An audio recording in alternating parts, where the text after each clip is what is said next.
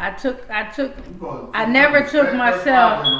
I never took myself as a comedian, but I can't make this up. I always love comedy. I always love comedy, but man, I got some jokes to tell. That's what I got. I got some jokes to tell too. And listen, let me explain something to you guys. Hey, you gonna show them how to roll a blunt? Huh? Show them how to roll a blunt.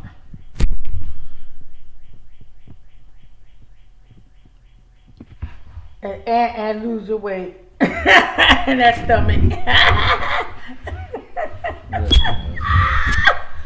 Yo, let me tell you. At the end of the day, how do you be in a person's life? At the end of the day, guys. Coming into somebody's life. It's okay. I don't judge people. Right now, she's in a position right now where she's in a position right now where she's allowed to judge all my characteristics. So, but I'm just here to explain to y'all that this don't define who I am. Okay, but you can talk about me and say stuff about me that's not true and trying to define me. Go ahead, say what you be saying about me and see if that's saying that I'm trying to define you of something. I just said show them how to roll the blunt and show them that stomach. That's it. Because I've been pretty cordial with you considering the stuff that you've been saying to me. He's a character now. I'm laughing now. It's too. You can't make this stuff up. I don't know what's wrong with the man. Like I'd be like, God, like what is I'm still doing here? But I trust God, and I thank Him, and He's been with me. He never left me, and He wouldn't allow me to be nowhere I don't need to be. Especially if it ain't interfering with my prayer life, with my faith and my trust in God.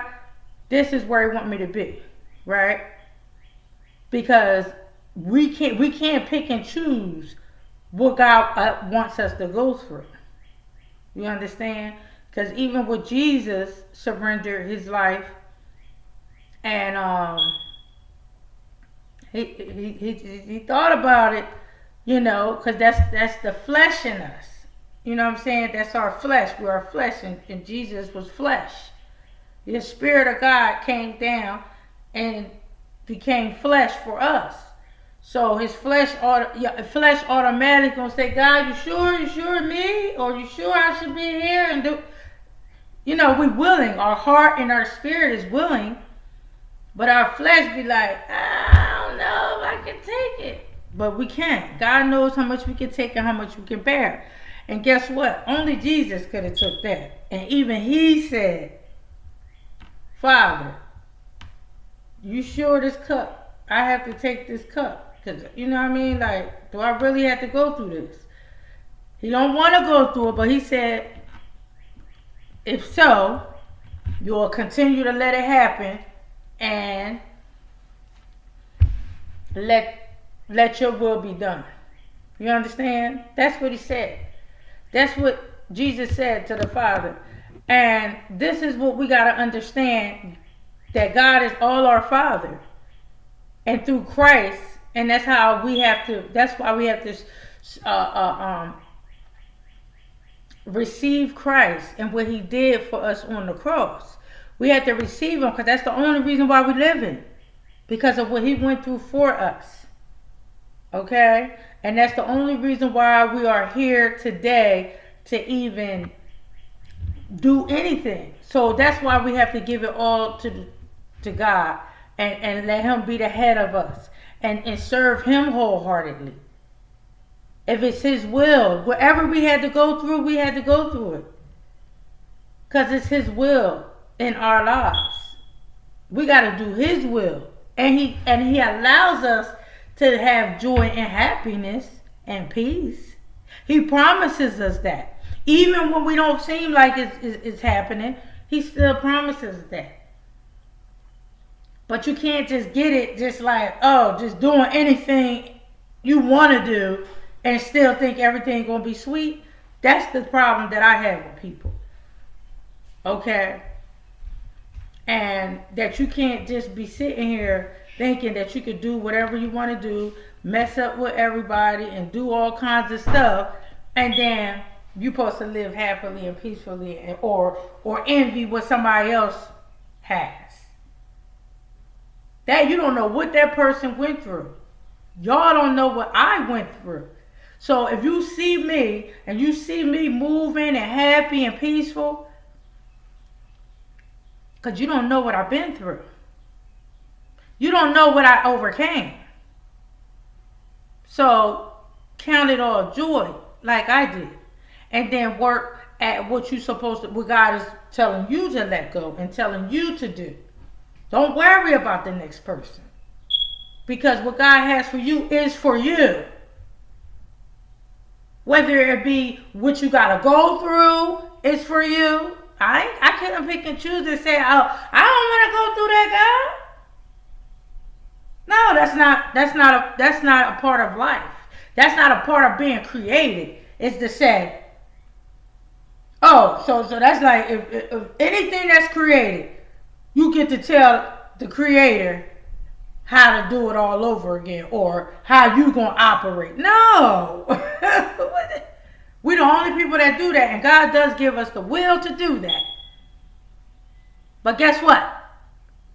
You better know you ain't functioning properly if you don't listen to the creator, the author, and the finisher. The one who wrote the manual. The one who just is the reason why we are here. You know? So I'm just glad because what God is doing, and the more He allows me to go through things, I see more and more what the enemy has stole. I see more and more what the enemy has been trying to bring up in our lives in a deceptive way. You know what I'm saying? That's why you gotta just laugh, keep from crying. That's why you gotta be happy and joy and peaceful. Because a lot of this stuff, you just gotta make it through. You gotta have faith and see, like, keep your eyes on the prize, see the vision. You don't know everything that you had to go through to get to where you are, or to get to where you gotta go. You don't know what you had to go through. You just gotta be willing to go through it. You gotta have faith. That's how it builds your faith to go where you're going, to be able to receive what God has for you in the first place. And that's just the way everything goes. So all this in between stuff, you got to be understanding to what God is showing you and telling you in every situation. No matter what you think, that's why you can't look at things from your emotions. You have to look at things from the logic and practical of what it really is. The truth. That's it. You can't be sitting here saying, oh no, you can't put your judgments and prejudice and all that. And even if you just can't judge things like that. You have to be accurate in your thinking and your emotions and spiritually totally trusting in God. And God is not going to use that and give you that to take this and play games with somebody else's life or play games with your own life. He gives you that so you can live life correctly. And so you can be successful and accomplish everything that He has put before you to do. That's it. It's not here to be playing no games with life. Life is real. People are real. You can't take things for granted. You don't know what God is doing. The Bible clearly states all these things. You don't know what He's doing and who He's doing it through and any of that. So you can't be looking at things for what they are. You have to know. and use it correctly, of knowing what it is. You know what I'm saying? Even with your purpose, that's the main thing, knowing your purpose. And the only way you can know your purpose is knowing the Creator, our Father in heaven. If you don't know Him, then how are you supposed to know how to work properly? People out here trying to use everything else but what God gave them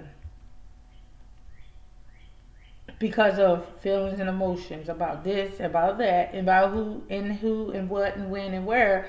And you're not supposed to be focused on any of that. And like I said in the beginning, Jesus paid the ultimate price for us to be able to go through anything. And that's what we have to do. We got to be willing to go through anything, even if we don't feel like we have to go through it. Let God be the one to lead you and guide you in making these decisions, and still count it all joy when you're going through it. It's what you do while you're waiting. I don't give a darn what the case is, because God ain't going to let nothing happen to you. He's not. That's a guaranteed fact. So don't listen to the enemy. Don't let the enemy lie to you. And whatever situation you in, you will make it out. Do not give up. Do not let the enemy beat you. He's a punk. Don't even let your own flesh try to tell you to, oh no, you can't handle that. Go, run, go, hide, go do this. No, don't listen to it. Oh no, God, I can't handle this. Because really, that's what it really be, is the people of God when they have that affliction. Because like I said, Jesus even said, in the flesh, his flesh rose up and said, do I have to do this, Father? Let your will be done, but take this cup from me. Please, if you can, take it from me. But if it have to be done, it have to be done. And guess what? It had to be done.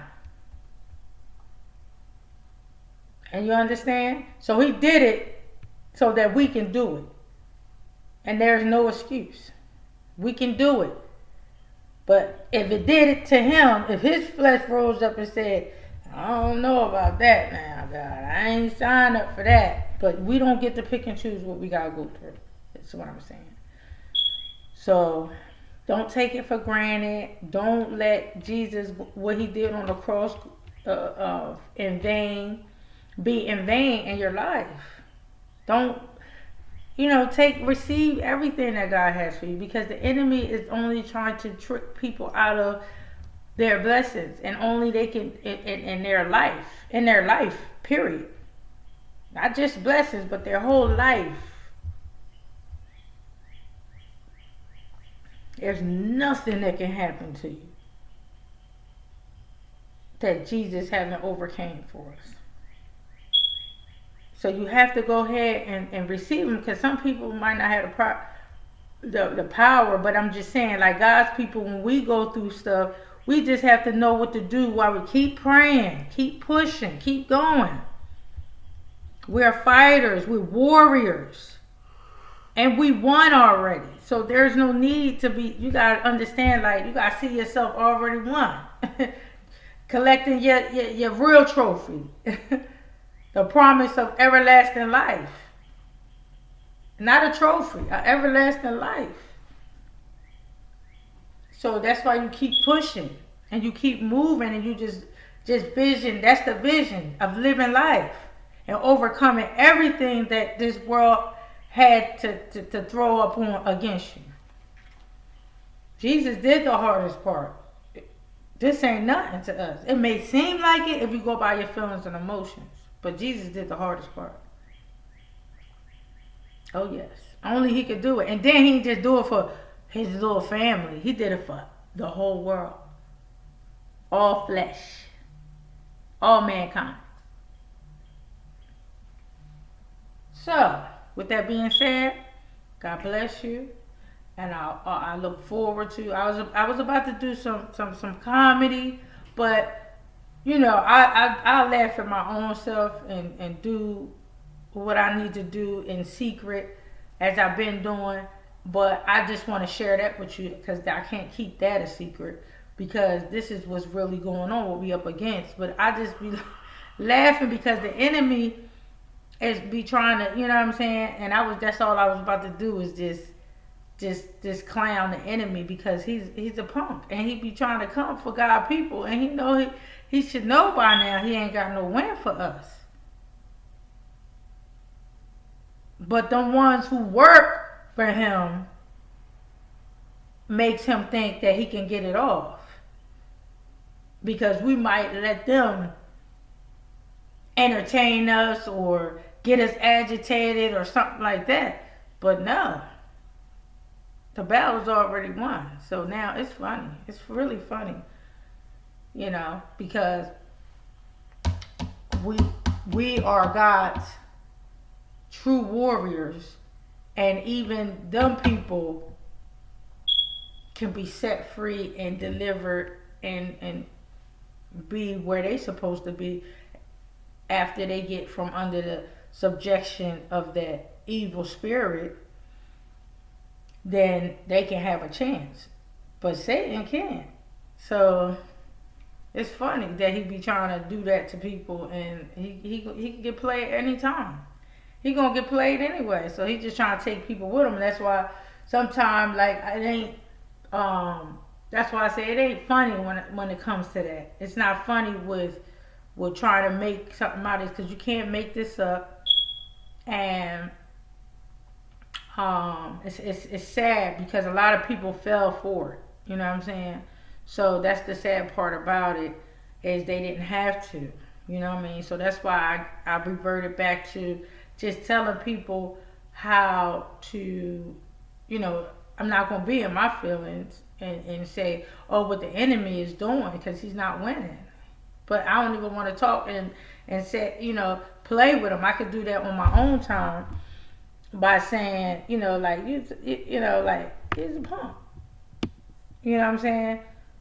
No, I'd rather beat him in the way of telling y'all my testimony, telling y'all how to overcome this thing. You know what I'm saying? Yeah, I'm telling you, it's on. It's on. That's all I'm gonna say. So I just know that people are going to be set free. God's love overpowers anything that ever could happen to you. God's love is enough to bring you back and restore you, heal you, deliver you, and make you a whole new person, a whole new masterpiece. Because when God created us, He created us perfect. And then some things happen to us in the physical that imperfected us, but when you're made through the image of God, you're perfect.